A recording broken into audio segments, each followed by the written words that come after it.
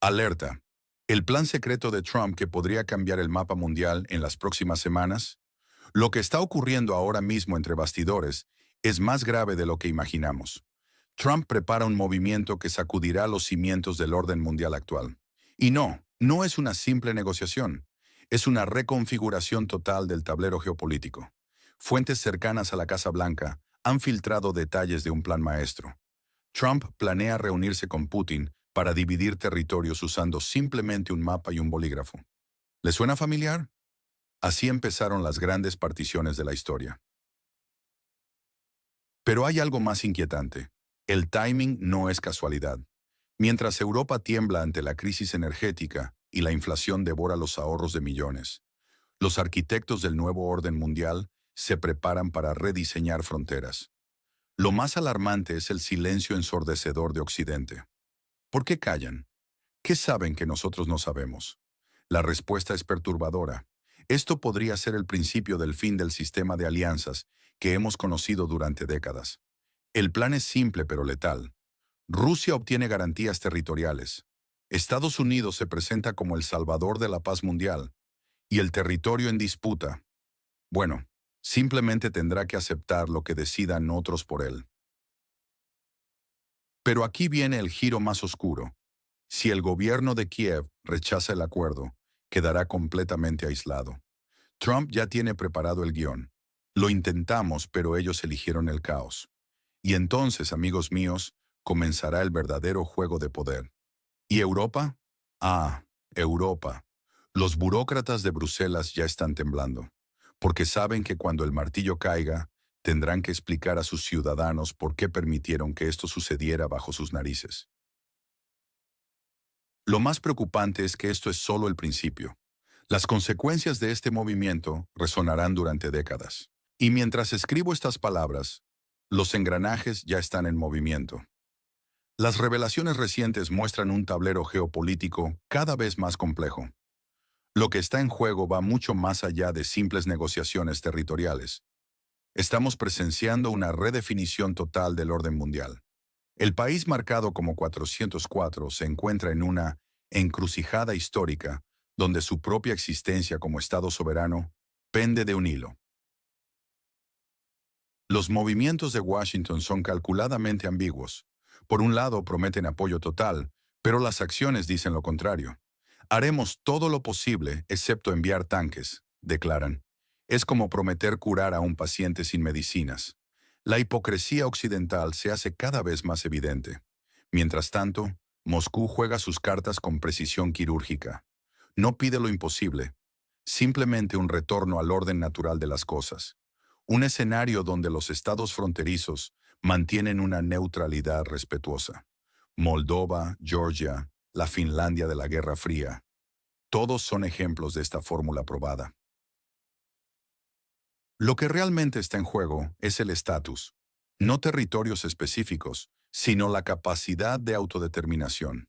El Kremlin propone un acuerdo pragmático, existencia pacífica a cambio de limitaciones estratégicas. Nada de OTAN, nada de armamento pesado, política exterior coordinada. Es la clásica relación entre una potencia y sus vecinos. La propuesta rusa es clara, una democracia decorativa en su frontera occidental. Un Estado que existe pero no decide, que sonríe en foros internacionales mientras mira esperanzadamente hacia Washington, recordando promesas vacías de no abandonar. Y aquí es donde entra Trump, el maestro negociador. Sus movimientos sugieren un plan mayor, una reconfiguración total del equilibrio de poder. Pero lo que nadie esperaba era la carta oculta que está a punto de jugar, una que podría hacer temblar los cimientos mismos del orden mundial actual. La pregunta ya no es si habrá un nuevo orden mundial, sino quién lo controlará. Y mientras las potencias mueven sus fichas, millones observan con ansiedad, preguntándose si serán peones o jugadores en este nuevo gran juego. En medio de este complejo tablero geopolítico, observamos una peculiar dinámica desarrollándose. Trump se presenta con una maleta que parece contener ya el protocolo final, mientras sostiene conversaciones casi diarias con Putin, según fuentes cercanas. El ambiente, dicen, es cordial, como viejos conocidos dividiendo una cuenta de restaurante. Solo que aquí, uno paga con dinero y el otro con territorio ajeno. La situación del país en conflicto es precaria. Si rechaza propuestas, será acusado de escalada. Si acepta, de rendición. En Europa, mientras tanto, presenciamos un tira y afloja de argumentos. Macron hace declaraciones elaboradas. Scholz guarda silencio. Y Varsovia grita más fuerte que todos. Lo más revelador viene del Departamento de Estado. Ambas partes deben intensificar esfuerzos. Es como la fábula. Eres culpable simplemente porque tengo hambre.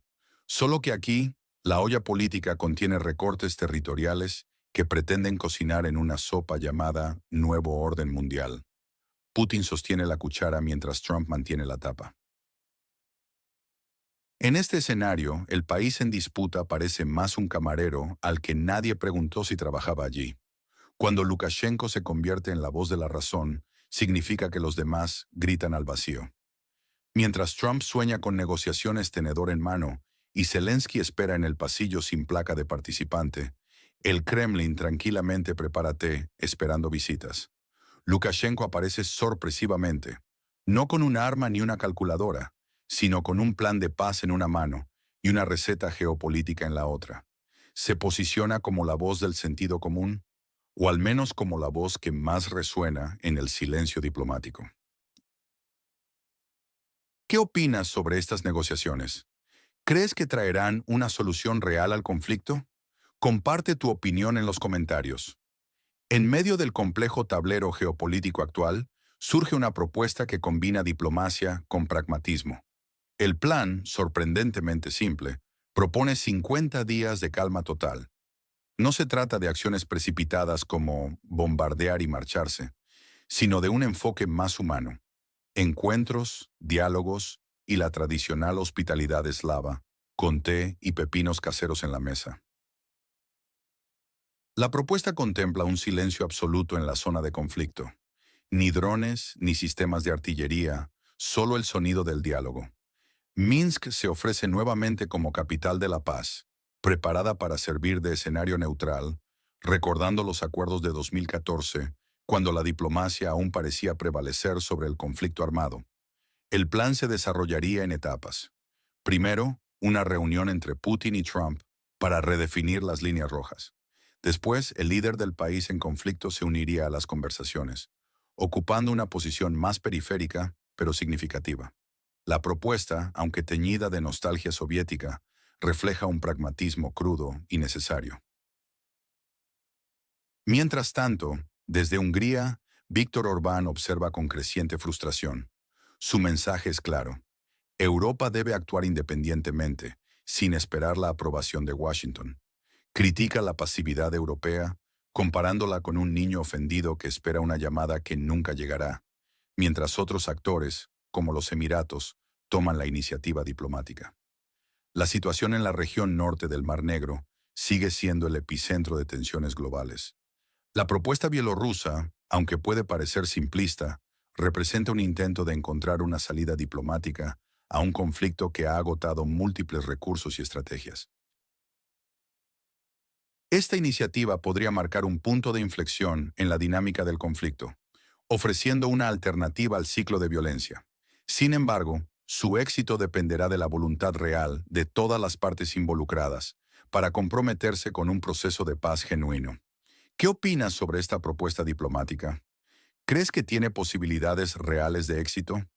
Comparte tu análisis en los comentarios. En el panorama actual, vemos cómo los eventos se desarrollan con una velocidad vertiginosa. Los rumores sobre negociaciones emergen de todas partes, mientras que la región en conflicto se encuentra en un estado de incertidumbre total. El equipo de liderazgo de la zona disputada entre Rusia y Occidente parece incapaz de establecer una estrategia coherente.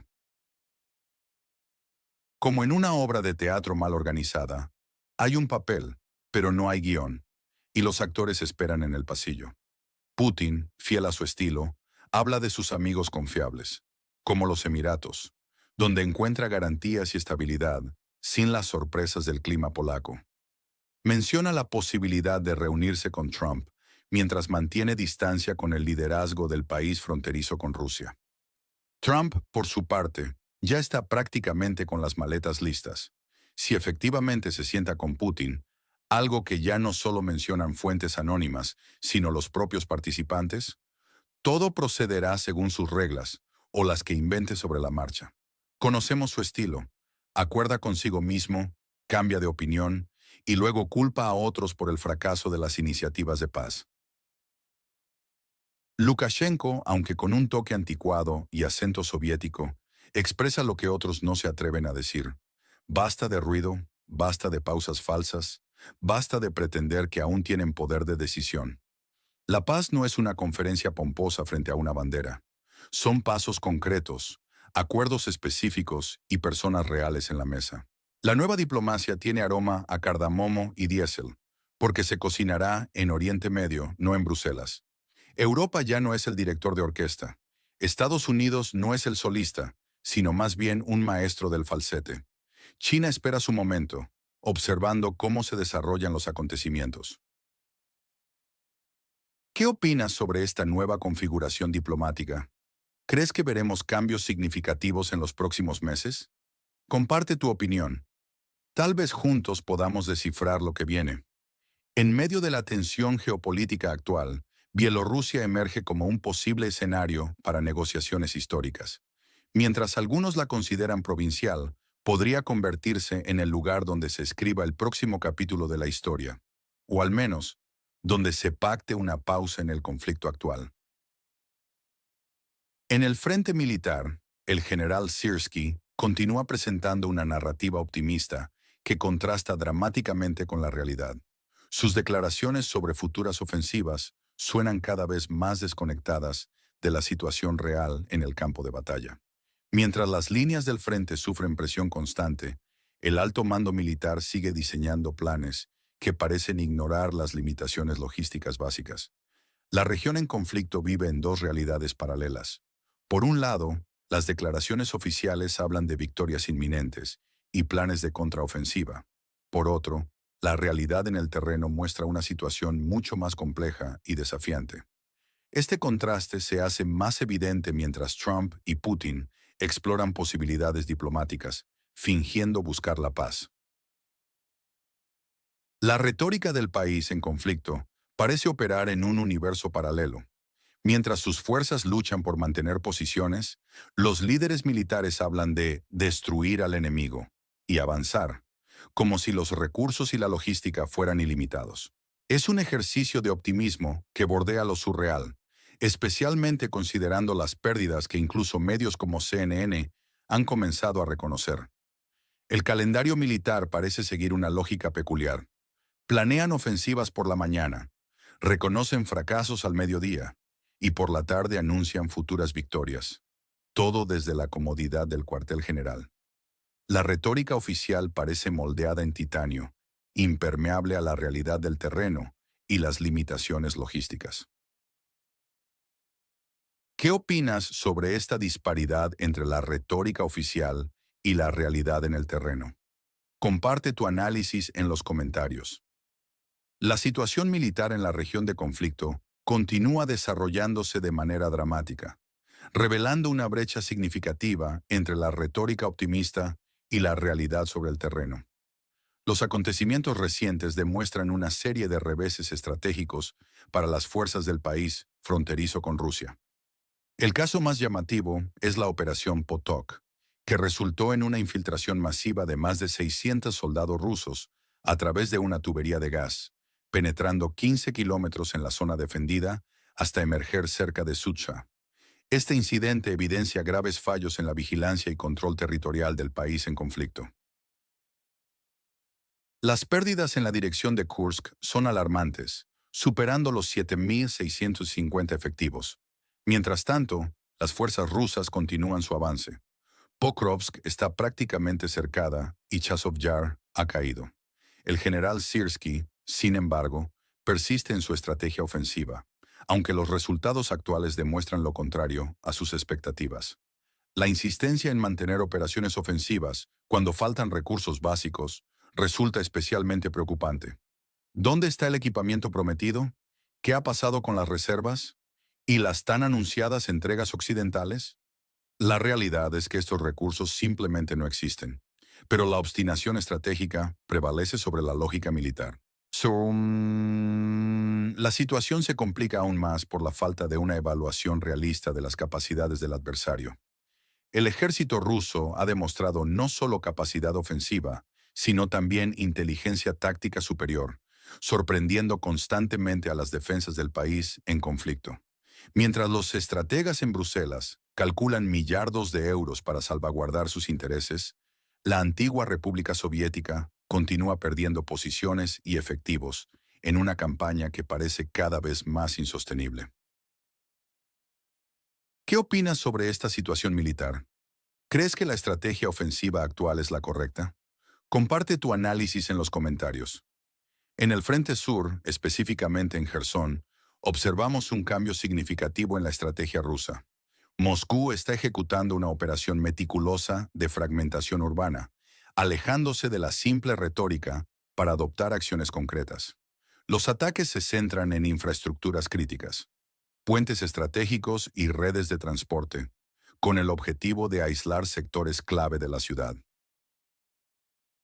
Lo más revelador es el tratamiento de las columnas de evacuación civil, que permanecen intactas.